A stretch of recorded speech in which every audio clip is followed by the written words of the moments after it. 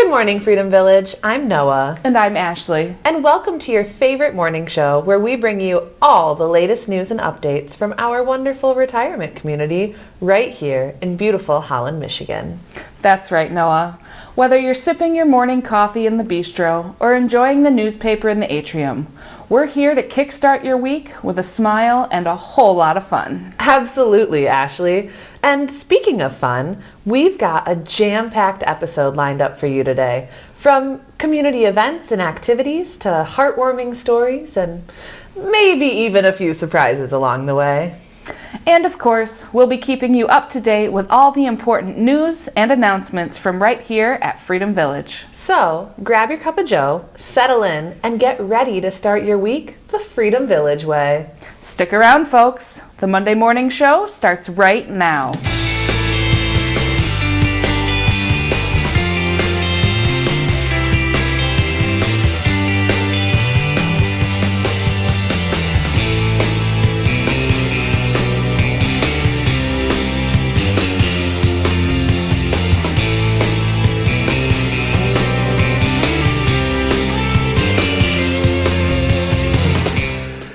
Good morning. I hope that everyone watching us today has had an enjoyable weekend, and I hope you were able to get outside and enjoy some of this beautiful summer weather we had. I was sick most of this weekend, which you can probably still hear in my voice, but I tried to soak up some vitamin D and see if that was what the doctor ordered. Not sure if it worked, but I was so grateful to enjoy the sunshine. And I think since I'm the only one here today, there's no need to delay. Let's get right into it and see what we've got going on at Freedom Village for the last full week of May. Tomorrow on Tuesday, May 21st at 3 p.m. in the auditorium, we have a wellness event featuring retinologist Dr. Westhouse. So you won't want to miss that and see what they have to say. Wednesday, May 22nd at 9 a.m., the Living History class from Black River Public School is back again, and they will be meeting you in the atrium at 9 a.m. And they're here just to hear stories about your life, learn what your history is. At 9:30 a.m. on Wednesday, we have our RAC meeting, or our Resident Advisory Council, and this is a chance for you to see what's going on at Freedom Village, meet with leadership team and your RAC representatives. At 11:30 a.m. in the auditorium, we have our annual Pen Pal Luncheon. So if you are a pen pal with a student at Vanderbilt Elementary, today is the day you finally get to meet them. And if you're not a pen pal, but you see lots of children running around the building around lunchtime, that is why. At 2 p.m. in the atrium, we've got another week of musical reminiscing, and this week will be a sing-along, so it'll be extra fun. And at 4:45, we are going out to dinner to Salt and Pepper. Please make sure you've signed up in Touchtown. We do have a reservation, and we want to make sure that our number is accurate so the restaurant can be ready for you. So 4:45 Wednesday, dinner out to Salt and Pepper. Thursday night, our Thursday night program is a Freedom Village favorite. We have Henrik Karapetian is back once again with his violin to play some beautiful music and teach us a little bit about the history of it. It is also our May birthday party, so you'll be enjoying cupcakes and celebrating with all of our May birthdays. Friday, all of our exercise classes with Kurt are canceled. He will not be in the office, so just make sure you keep that on your calendar. 9 a.m., you've got a chance for some exercise with our Folks on Spokes group, and it is our weekly bicycle ride led by Sarah Visser. And so meet at the front entrance with your bike if you'd like to join. And at 10 a.m., we've got Meeting of the Mugs in the auditorium, which is such a great place to have a cup of coffee and meet some friends, get to know some friends, have some great conversation, and that's at 10 a.m. in the auditorium. On Saturday, we're going to start our day the best way we know how at 7:45 a.m. with the pancake breakfast in the bistro, and that goes until 9. All proceeds from that event go to the Freedom Village Resident Scholarship Fund.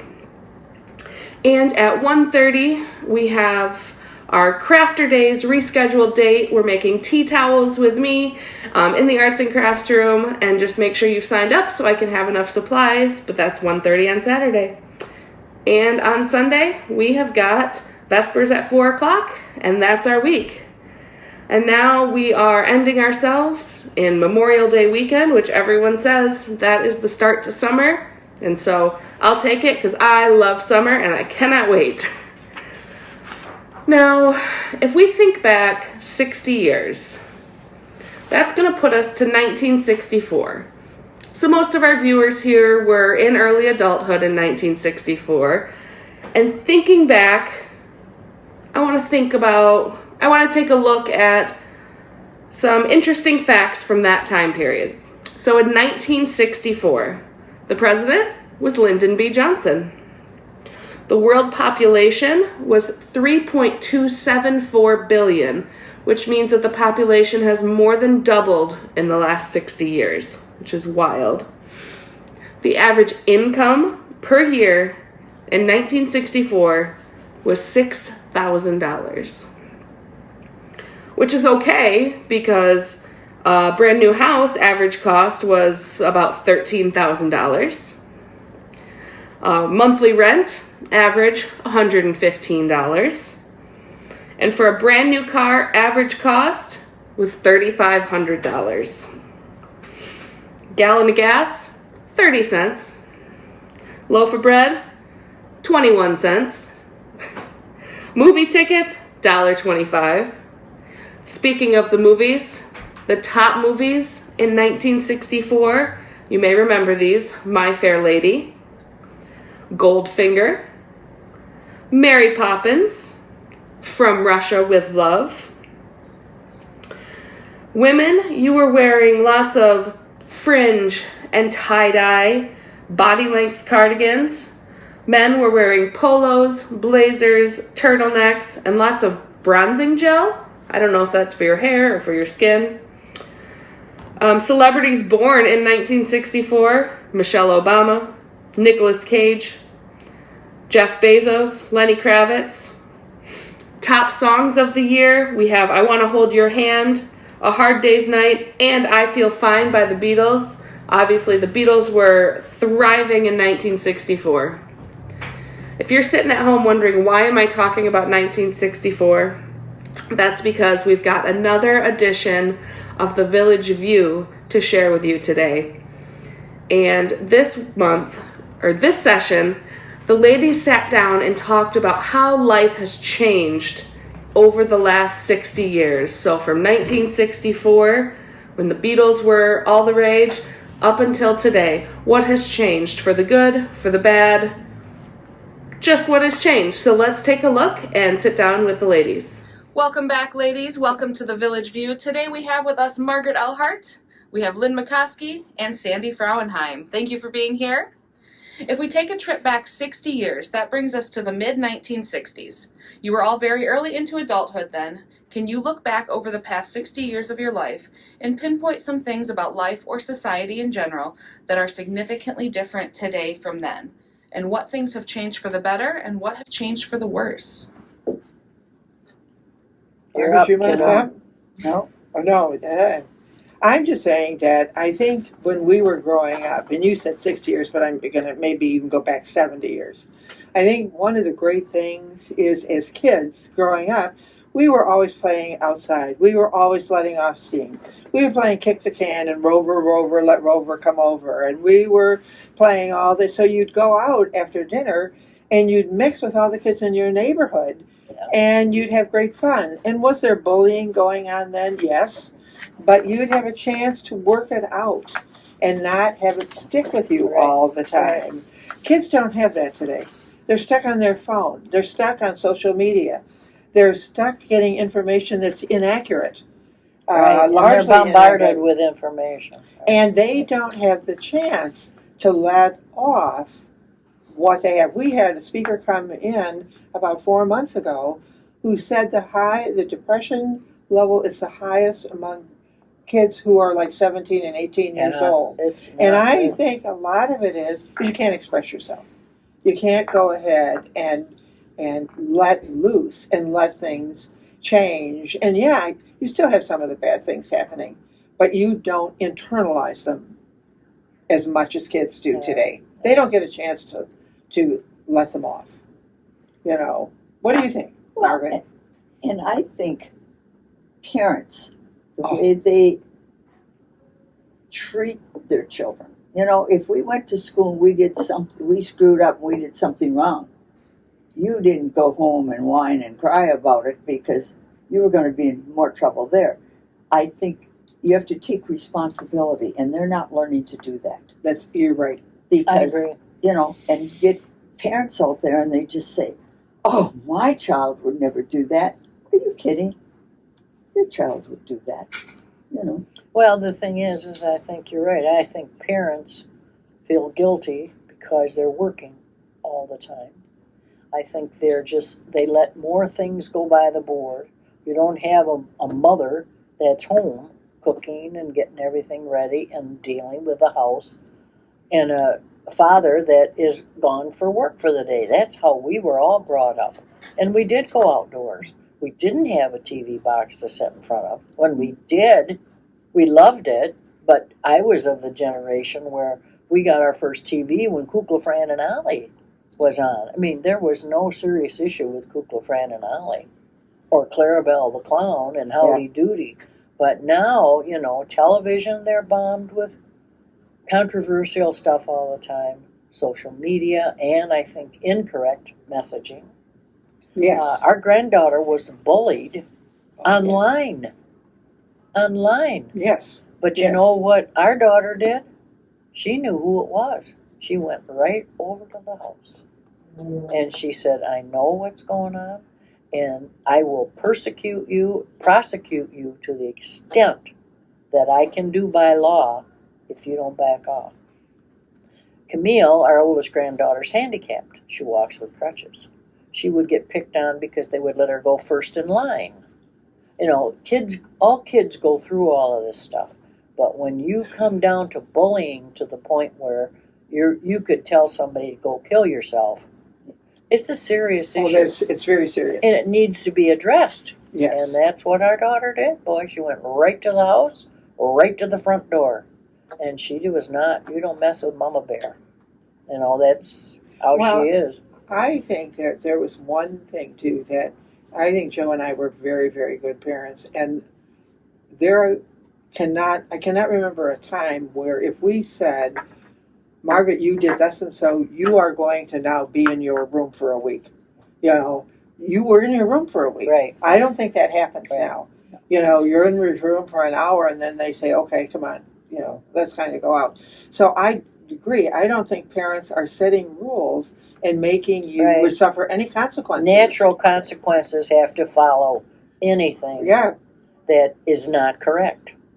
Something has to happen. Yeah. Well, I had a friend of mine down in Florida who watched my granddaughter, who was about 4 at the time, and she was playing on the beach, and she, my family isn't watching, so I can kind of say this. She's Australian, and we used to call her the Thunder from Down Under, because she was kind of tough. But my friend, who was a educational professor at college, says she controls. She's 4 years old, and she controls her parents. Yeah. She watches what that one does. She watches what that one does, and she plays them against each other. And she's 4. So there was a program on just within the last couple of weeks about parents don't let their kids go anywhere unsupervised or with a companion. We used to go all over when we were kids. I could tell you every store on Granville Avenue. I was in them. Mother would send me to the meat market to get over to go to the grocery store. I went to every place by myself. Parents now don't allow their children to do that. Well, my son Dan was 12, and he and his cousin Mike got on the train in Lansing, Michigan, and went to California to visit their uncle, the two 12-year-olds. You didn't know that? No, we sent them. Oh, you sent them? We sent them. No, Oops, I we slapped felt my that mic. they were able to have each other and bond with each other and take a 3-day Yes. train trip out to California to Yes. go visit their uncle. And they did.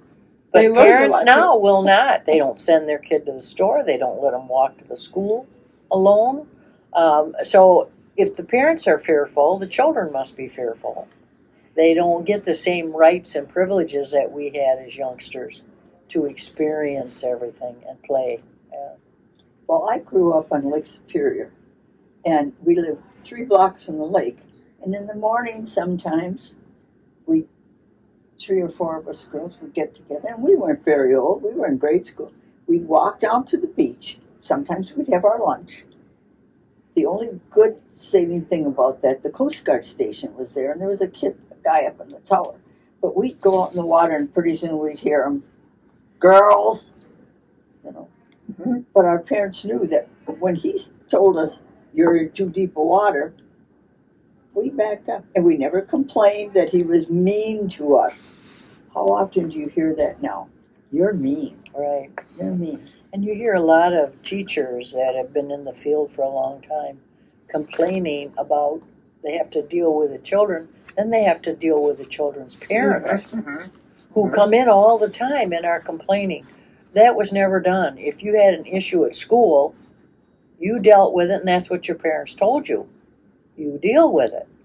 And at the end of the year, when our daughter started high school, probably junior high, she had a teacher that she didn't understand, and she thought he didn't like her and she didn't like him. By the end of the year, after we said, "You deal with it, he is your teacher and this is how it is." If you start moving her around, Mhm. what's going to happen? At the end of the year, she bought him a card after the book, "I'm okay, you're okay." Oh, that's good. See, Yeah. that's great. Yeah. Yeah. So, yeah. I think times have changed, But again, I'm saying when we were younger, we could let off more steam. And Yeah. you didn't internalize it as much. And that makes a very, very big difference. So whether you're playing sports or whether you're swimming or going for a walk or going to the beach and looking at the moon, you had ways to release pent-up energy that I don't think,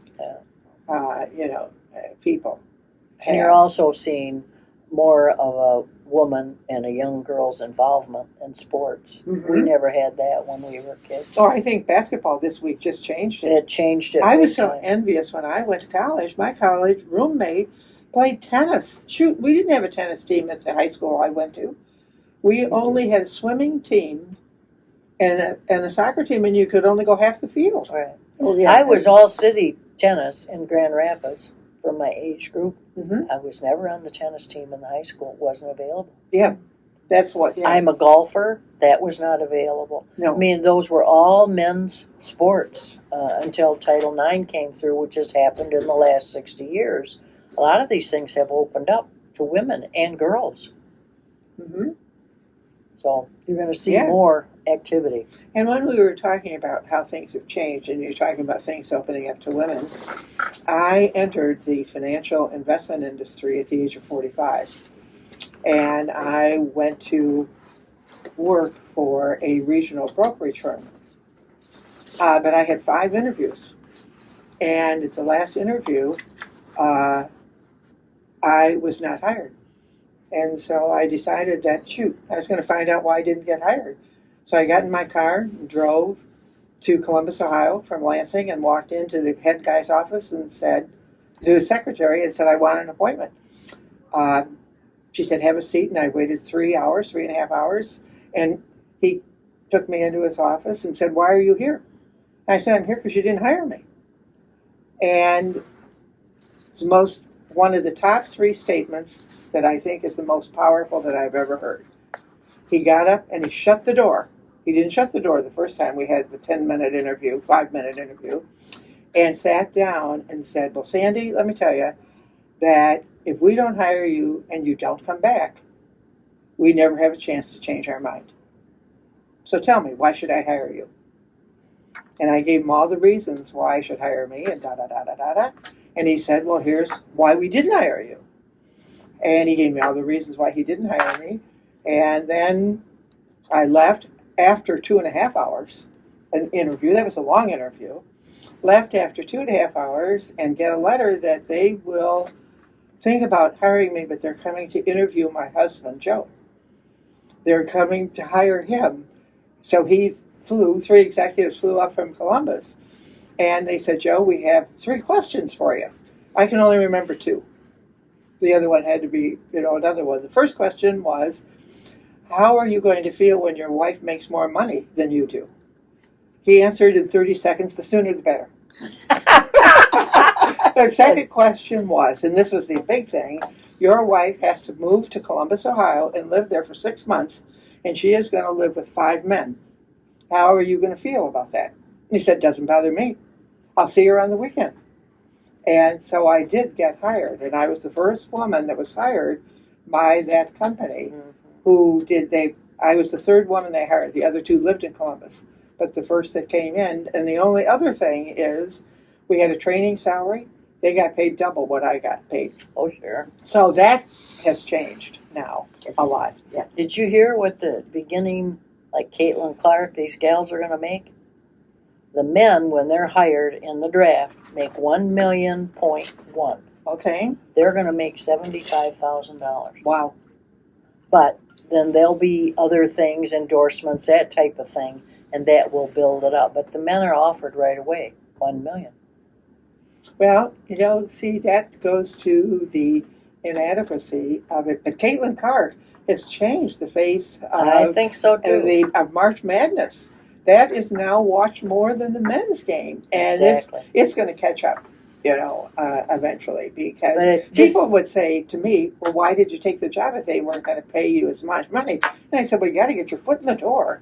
You're not going to train forever, and then you're on an equal footing." Right. So, but that's changed now. We should never come interview your husband. Come on, give me a break. No, they sure wouldn't. But I'm not sure that the wages, you hear that a lot, what the wages are for women and what they are for men. They're still not level, but they've come up a long way. Mm-hmm. A long way. And I think in some areas they are equal, in some areas of things. I think so too. But not everything. You're right, not everything. Especially like sports would be one of the exceptions. They wouldn't be paid the same amount of money. That's changed in the last, what'd you say, 60 years? Yeah. Because I've been married 60 years. So I've lived through that time of the economy and seen the changes and how the sexes are treated and as we move along. And things are improving, but it's like molasses in January, Yeah. But it's coming. But things are changing, and then you get to, the media representation. You aren't getting the same, when we're talking about changing in the last 60 years, you're just not getting the same kind of reporting and everything. Right. Everything is same now coverage. so much more gossip and so much more Skewered, I think, reaction type stuff. I feel sorry for the younger generation being raised in that environment where I felt we had more stability and more structure and more concrete basis on which to build a life. Yeah, I agree. Oh, thank you, ladies. It was so great to hear your memories and your thoughts on how life has changed over the last 60 years. Well, with that is all I have for you today. I'm Ashley, and this has been Monday Morning. We'll see you next week. Bye.